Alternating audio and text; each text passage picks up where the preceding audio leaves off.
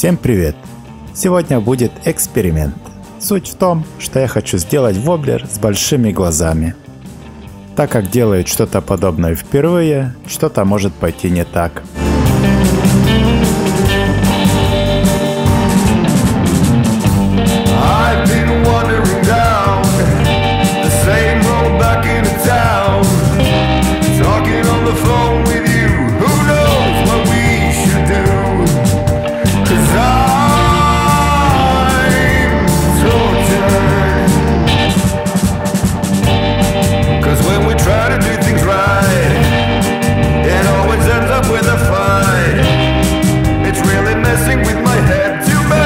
Рисуя проект в программе Adobe Illustrator, я уже понимал, будет что-то необычное. Какие параметры? Длина воблера будет 100 мм, ну а глаза 12 мм.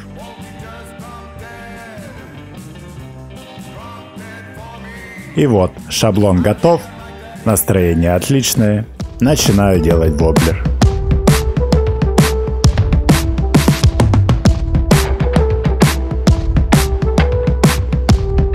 Дерево использовал липу, толщина доски 15 мм.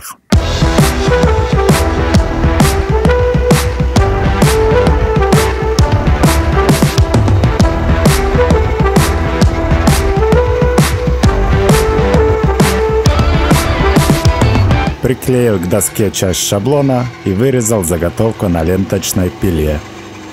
Если все сделать аккуратно, то пальцы останутся на месте.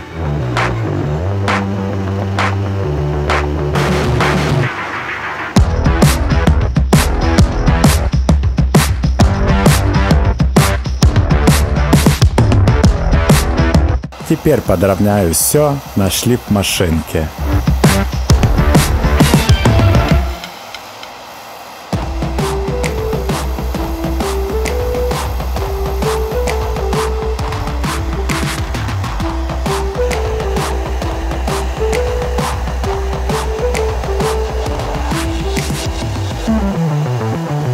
Чтобы расположение глаз было одинаковое, делаю сквозное отверстие.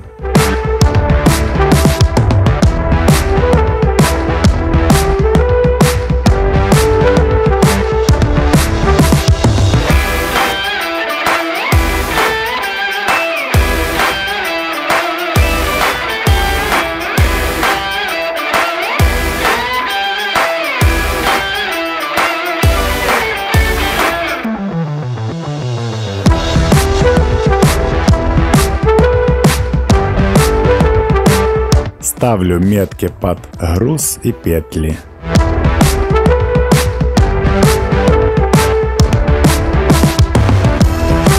Шлифую со всех сторон.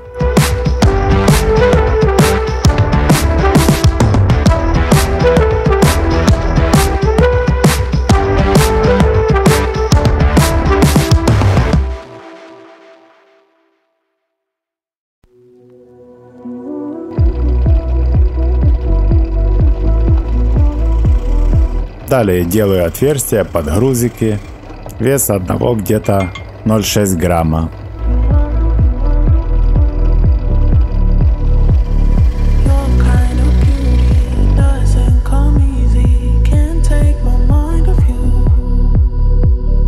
Теперь рисую карандашом границы.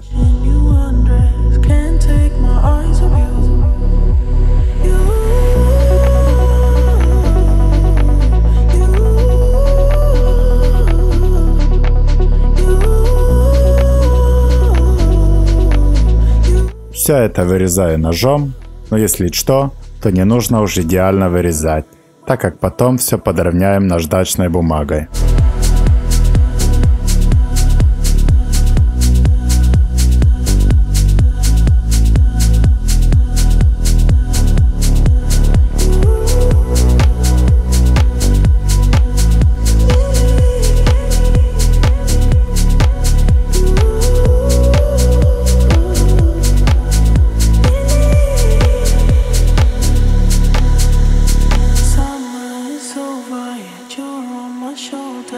Воблер зажимаю в тиски, используя по бокам дощечки, чтобы на нем не осталось вмятин. Со всех сторон шлифую наждачкой. Шаблона нет, так что нужно все делать на глаз. Потом еще нужно пройти мелкой наждачной бумагой, чтобы получить очень гладкую поверхность.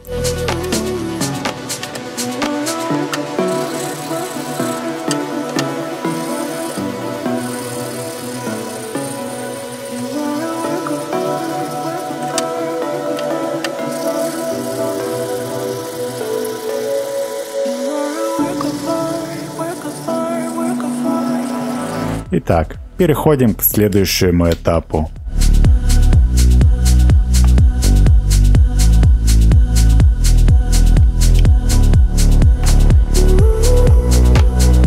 Делаю отверстие под петли.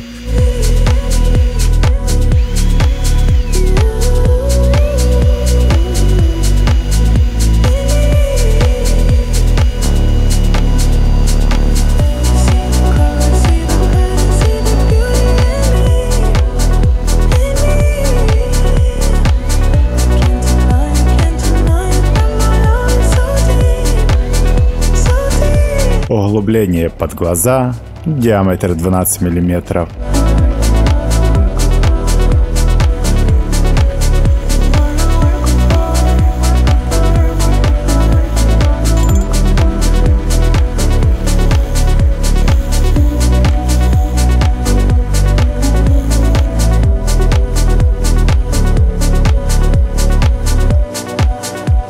И 3 петли из нержавеющей стали.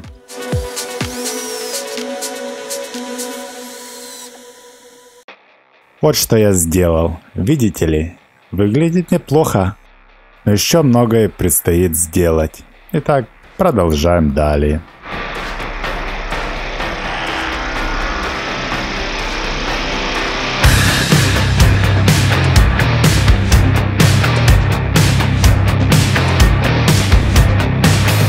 Вставляю грузики и заделываю дырку шпаклевкой для дерева. Сохнет она около 4 часов.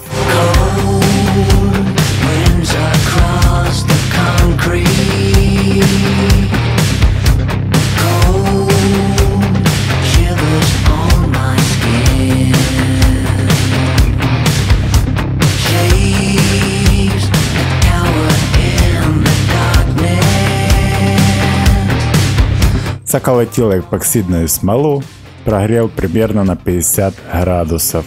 Тогда она будет очень жидкая и пропитает воблер. Сделает, так сказать, броню для зубастой щуки.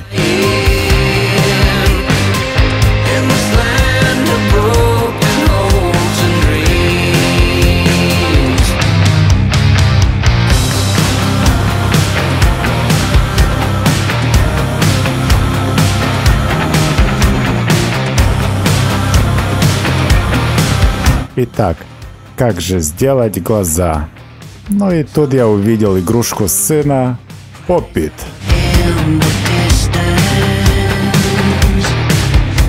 Взял остатки эпоксидной смолы и кисточкой накапал ее в 2 формы.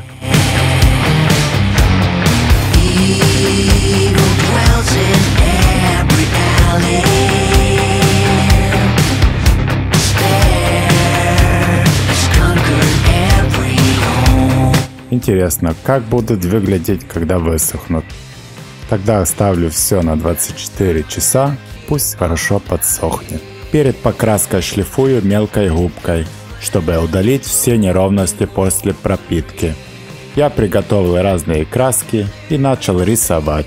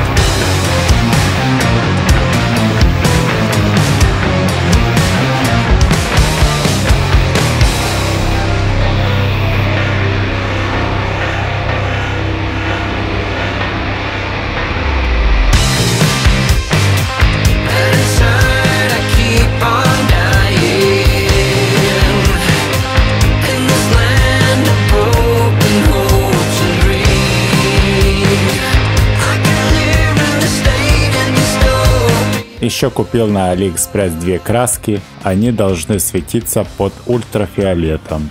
Один цвет зеленый, другой синий. Как раз есть возможность их проверить.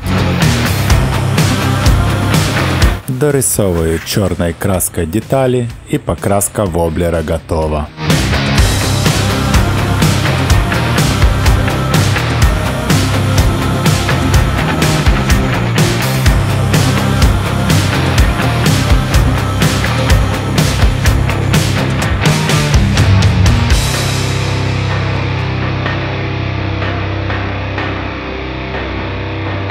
Осталось посмотреть, что же там с глазами.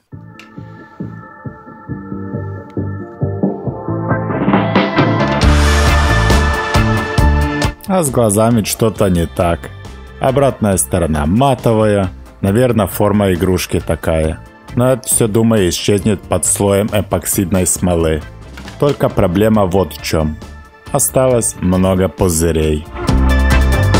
Так как форма игрушки больше 12 мм, я решил вот такой-то штукой подровнять под размер.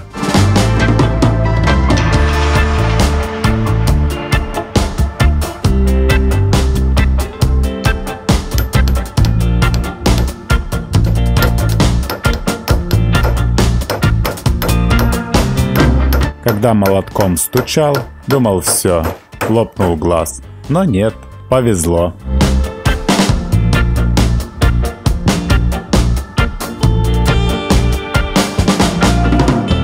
Далее, простите меня, но я сам не знаю, что я там рисую.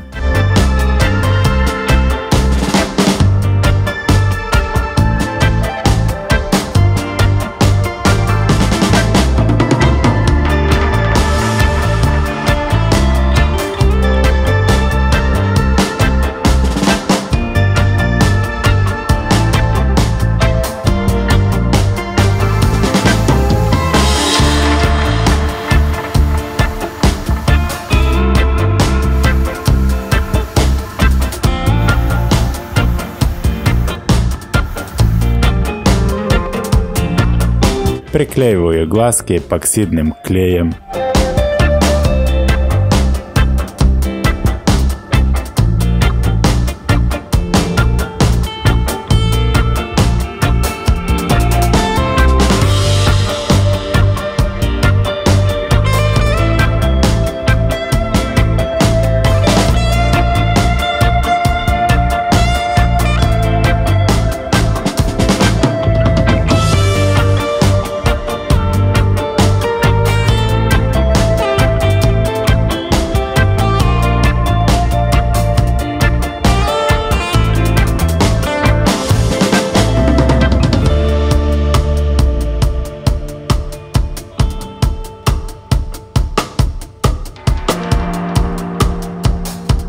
Итак, момент истины. Но какой-то... Глаз похож на увеличительное стекло. Зрачки выглядят огромными.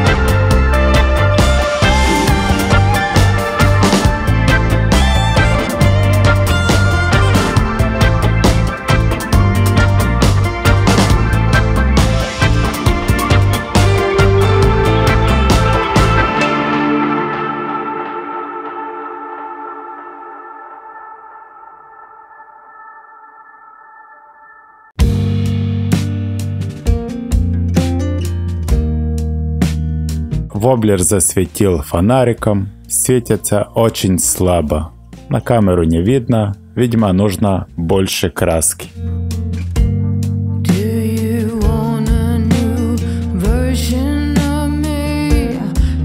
Because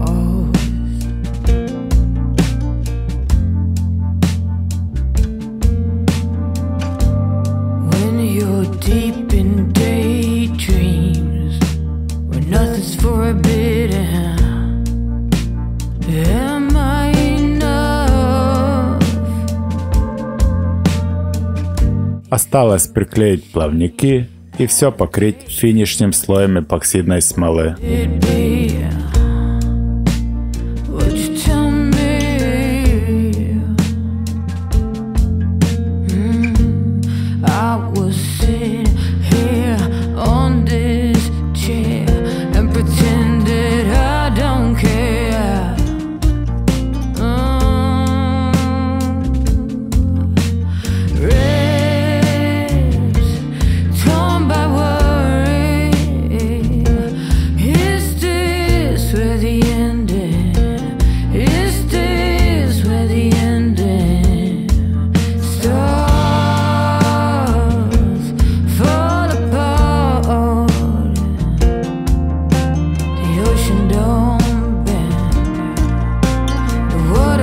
И вот, приехал я на озеро посмотреть, как будет плавать наш эксперимент.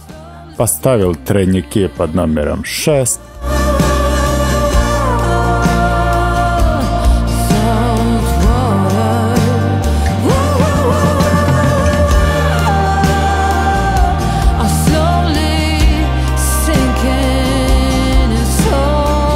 Заглубление где-то 30 сантиметров.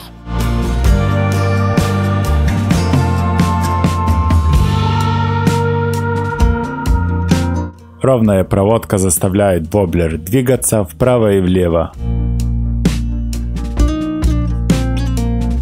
Потом решил поставить крючки побольше и с хвостом. Получился медленно тонущий воблер. А вот игры с ровной проводки нет.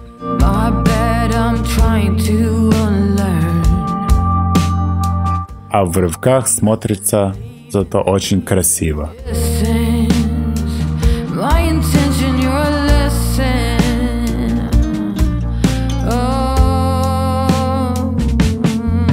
Только недолго я радовался.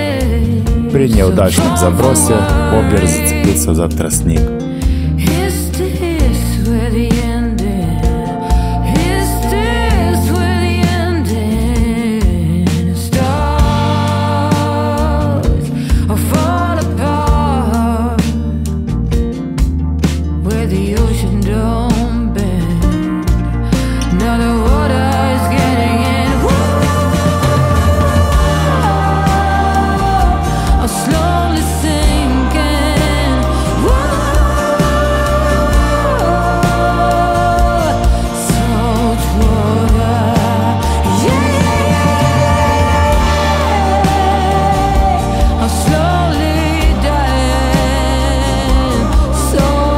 Проявив немного терпения, все же вытащил его.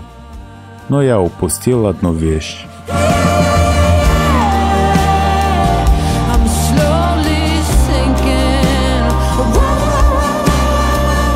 При попытке вытащить воблер разогнул заводное кольцо. И в следующий раз, когда его закинул, то он полетел в космос. Если понравилось видео, ставь лайк. Всем спасибо за просмотр. Кстати, еще можешь подписаться. Тогда ты поймаешь рыбу своей мечты. Жду тебя в следующем видео. Пока.